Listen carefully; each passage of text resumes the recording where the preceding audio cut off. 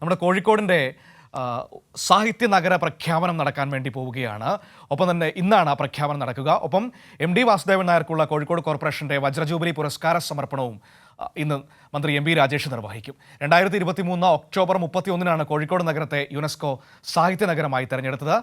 ജോഷ്ല ചേരുകയാണ് നമ്മളോടൊപ്പം. ജോഷ്ലയോടൊപ്പം വളരെ പ്രധാനപ്പെട്ട ഒരു അതിഥി കൂടി കോഴിക്കോട് നിന്ന് നമ്മളോടൊപ്പം ചേരുന്നുണ്ട് ഈ വിശേഷം പങ്കുവയ്ക്കാനായി.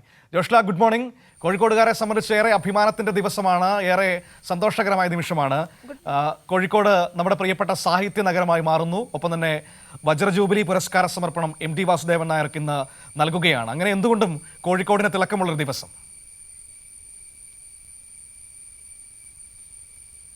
തീർച്ചയായും മനു, ആദ്യം തന്നെ ഗുഡ് മോർണിംഗ് പറയാം, വിട്ടുപോയതാണ്. പിന്നെ ഇന്ന് കോഴിക്കോടിനെ സംബന്ധിച്ചിടത്തോളം ഏറ്റവും തിളക്കമാർന്ന ദിവസം തന്നെയാണ് എന്ന് വേണം പറയാൻ. ഇന്ത്യയിലെ ഏക സാഹിത്യ നഗരം ആയി തിരഞ്ഞെടുക്കപ്പെട്ട ഒരു നഗരം കൂടിയാണ് കോഴിക്കോട്. ഇതിന് ഒരുപാട് സവിശേഷതകളുണ്ട്. MT വാസുദേവൻ നായരുടെ നാട് കൂടിയാണ്. അതുപോലെ തന്നെ വൈക്കം മുഹമ്മദ് ബഷീർ, SK പൊറ്റക്കാട് ഇവരുടെയൊക്കെ ഒരു നാട്. ആ നാടിനാണ് ഇത്തരത്തിൽ ഒരു സാഹിത്യ പദവി പുരസ്കാരം ലഭിച്ചത്. പക്ഷേ ഇത് എന്താണ്, ഈ ഒരു യുനെസ്കോയുടെ ഈ പുരസ്കാരം എന്താണ്?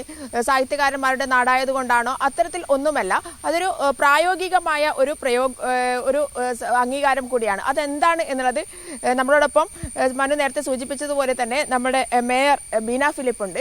അവർ ഇതിനെക്കുറിച്ച് വിശദീകരിക്കും. യുനെസ്കോയുടെ ഈ സാഹിത്യ നഗരം എന്നുള്ള പുരസ്കാരം അത് ഏത് രീതിയിലാണ് കോഴിക്കോടിന് വീണ്ടും പ്രയോജനപ്പെടാൻ പോകുന്നത് എന്നുള്ള ടീച്ചർ ഒന്ന് വിശദീകരിക്കും. നല്ല ചോദ്യം. എല്ലാവരും എങ്ങനെയാണ് കിട്ടിയെന്നാണ് ചോദിക്കുക. എനിക്ക് വളരെ ഇഷ്ടപ്പെടുന്നത് വെച്ചാൽ ഇത് നമുക്കിനി എങ്ങനെ ഉപയോഗപ്രദമാകും എന്നതിനെക്കുറിച്ചുള്ള ഗൗരവമായ ചർച്ചകൾ നടക്കേണ്ടതുണ്ട്.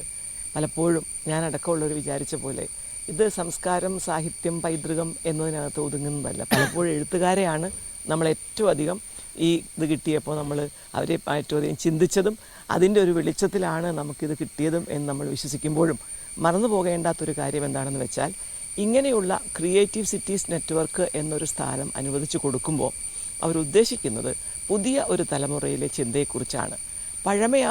പഴയ ഒരു സാംസ്കാരിക പാരമ്പര്യം നമുക്കുണ്ടെങ്കിലും അതിൽ നിന്ന് അതിനെ മുന്നോട്ട് കൊണ്ടുപോകാൻ എന്ത് ചെയ്യണം എന്നതോടൊപ്പം തന്നെ പുതിയ തലമുറയ്ക്ക് വേണ്ടി, പുതിയ സാമ്പത്തിക വ്യവസ്ഥയ്ക്ക് വേണ്ടി, പുതിയ രീതിയിലുള്ള ഒരു നല്ല സംസ്കാരം ഉരുത്തിരിഞ്ഞു വരുന്നതിന് വേണ്ടി എന്തൊക്കെ ചെയ്യണം, എന്തെല്ലാം രീതിയിൽ അത് പോകണം, സാഹിത്യ നഗരം എന്നത് കിട്ടിയത് കൊണ്ട് ആ രീതിയിൽ എന്തെല്ലാം ചെയ്യണം, അതിനപ്പുറത്തേക്കും ഇതിനൊത്തിരി മാനങ്ങളുണ്ട്.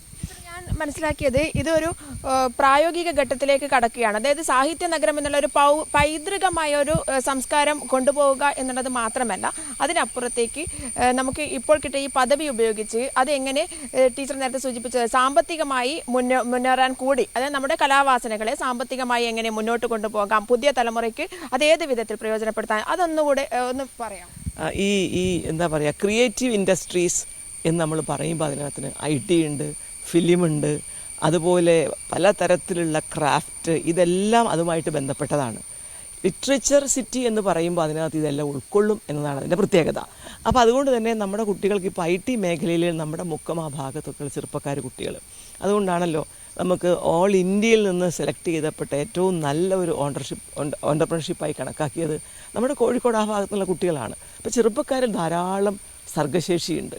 അതിനെ നമ്മൾ വേണ്ട രീതിയിൽ ടാപ്പ് ചെയ്യുന്നില്ല. അതുകൊണ്ടൊരു പാട്ടോ അല്ലെങ്കിൽ നൃത്തമോ അല്ലെങ്കിൽ ചിത്രകലയോ മാത്രമല്ല, അതിനപ്പുറത്തേക്കുള്ള എല്ലാ കാര്യങ്ങളും ഈ ക്രിയേറ്റീവ് എന്നൊരു പദത്തിൽ ഒതുങ്ങുകയാണ്.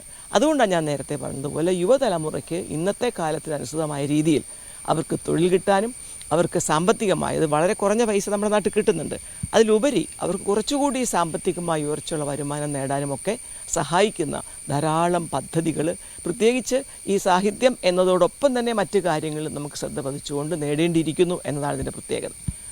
ഇന്നത്തെ ഒരു ഫംഗ്ഷനെ കുറിച്ച് കൂടി പറഞ്ഞിട്ട് നമുക്ക് അവസാനിപ്പിക്കാമെന്ന് തോന്നുന്നു. എങ്ങനെയാണ് ഇന്നത്തെ ഫംഗ്ഷൻ നടത്താൻ പോകുന്നത്? ഇന്നത്തെ ഫംഗ്ഷനിൽ നമ്മളിപ്പോൾ നിശ്ചയമായും വരുമെന്ന് പറഞ്ഞാൽ എഴുത്തുകാർ തന്നെ 45ഓളം പേരുണ്ട്. അതുകൂടാതെ നമ്മുടെ വിവിധ മേഖലകളിൽപ്പെട്ട ആൾക്കാരെയൊക്കെ നമ്മളിതിൽ വിളിച്ചു ചേർത്തിട്ടുണ്ടായിരുന്നു. പ്രസാധകരുണ്ട്, പത്രക്കാരുണ്ട്, നമ്മളിപ്പോൾ റിട്ടയർ ചെയ്തിട്ടുള്ള പത്രക്കാരും പ്രസാധകരും ഒക്കെ ഉണ്ട്. അതുപോലെ തന്നെ നമുക്ക് കമേഴ്ഷ്യൽ രംഗത്തുള്ള chamber of commerce, Malabar chamber of commerce, Calicut management association, ഇങ്ങനെയുള്ളവരുണ്ട്. ഡോക്ടർമാരുടെ സെക്കൻഡ് പെൻ എഴുത്തിന് വേണ്ടി, അപ്പോൾ നമുക്ക് IMAയുടെ സഹായം അങ്ങനെയുണ്ട്. അങ്ങനെ എല്ലാ തരത്തിലുള്ള സംഘടനകളെയും സകല ക്ലബ്ബുകളെയും നമ്മൾ ഇതുമായിട്ട് കൂട്ടിച്ചേർത്താണ് കൊണ്ടുപോകുന്നത്. MB രാജേഷാണ് ഇത് ഔദ്യോഗികമായി പ്രഖ്യാപിക്കുകയും അതുപോലെ കോഴിക്കോട് നമുക്ക് 60 വർഷം, കോർപ്പറേഷനാണ് കേട്ടോ, മുനിസിപ്പാലിറ്റി അല്ല, 60 വർഷം പൂർത്തിയാക്കിയ വജ്ര ജൂബിലി സമയത്ത് നമ്മൾ ആദരിക്കാൻ തിരഞ്ഞെടുത്തത് നമ്മുടെ MT വാസുദേവൻ നായരെയാണ്. അതും CMB രാജേഷാണ് വജ്ര ജൂബിലി പുരസ്കാരം അദ്ദേഹത്തിന് സമ്മാനിക്കുന്നത്. അതുപോലെ നമ്മുടെ കോഴിക്കോടിൻ്റെ ചാർജുള്ള മന്ത്രി ശ്രീ മുഹമ്മദ് റിയാസാണ് നമുക്ക് 2 കാര്യങ്ങളുണ്ട്. ഒന്ന്, നമുക്കൊരു വെബ്സൈറ്റ്, ഇതുവരെ നമ്മൾ താൽക്കാലിക വെബ്സൈറ്റിലാണ് പോയിക്കൊണ്ടിരുന്നത്, ഇനി നമുക്ക് നല്ല ഒരു വെബ്സൈറ്റ് ഉണ്ടാവേണ്ടിയിരിക്കുന്നു. ആ വെബ്സൈറ്റിൻ്റെ ലോഞ്ചിങ്ങും അതോടൊപ്പം നമ്മുടെ ആനക്കുളം സാംസ്കാരിക കേന്ദ്രത്തെ ഈ സാഹിത്യ നഗരത്തിൻ്റെ കേന്ദ്രമായിട്ടുള്ള പ്രഖ്യാപനവും കാര്യങ്ങളാണ് നടക്കുന്നത്. അപ്പോൾ ടീച്ചറെ, എല്ലാ ആശംസകളും ഇനി മുന്നോട്ട് പോകട്ടെ. ഇതാണ് മനു പറയാനുള്ളത്. സാഹിത്യ നഗരം എന്നുള്ള ഒരു പദവി ഇനി ഭാവിയിൽ എങ്ങനെ പ്രയോജനപ്പെടുത്താം എന്നുള്ളത് കൂടിയാണ്.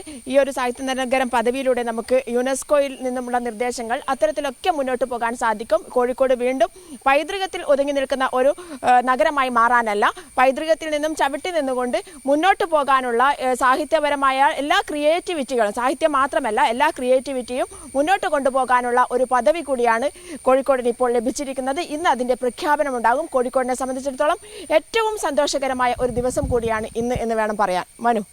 തീർച്ചയായും. എന്തായാലും ഒരുപാട് സന്തോഷം ജോഷ്ല, രാവിലെ നമ്മളോട് ഈ കാര്യങ്ങളൊക്കെ പങ്കുവച്ചതിന്. കോഴിക്കോടിൻ്റെ വലിയ സന്തോഷം പങ്കുവച്ച ബീന ടീച്ചറോടും ഒരുപാട് സ്നേഹം. അപ്പോൾ താങ്ക് യു ജോഷ്ല.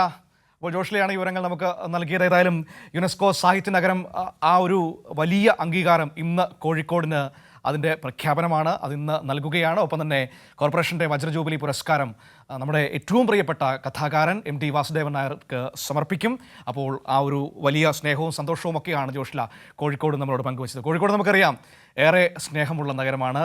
പേഴ്സണലി എനിക്കും ഏറെ പ്രിയപ്പെട്ട നഗരം കൂടിയാണ് കോഴിക്കോട് എന്ന് പറയുന്നത്. ഏറെ പ്രിയപ്പെട്ടവർ ഒരുപാടുള്ള നഗരം, ഒരുപാട് സ്നേഹം സമ്മാനിച്ച നഗരം. അതുകൊണ്ട് തന്നെ കോഴിക്കോടിന് കിട്ടുന്ന ഓരോ നേട്ടവും നമുക്ക് എല്ലാവർക്കും അഭിമാനിക്കാം. ആ വിവരങ്ങളാണ് ജോഷ്ല നൽകിയത്.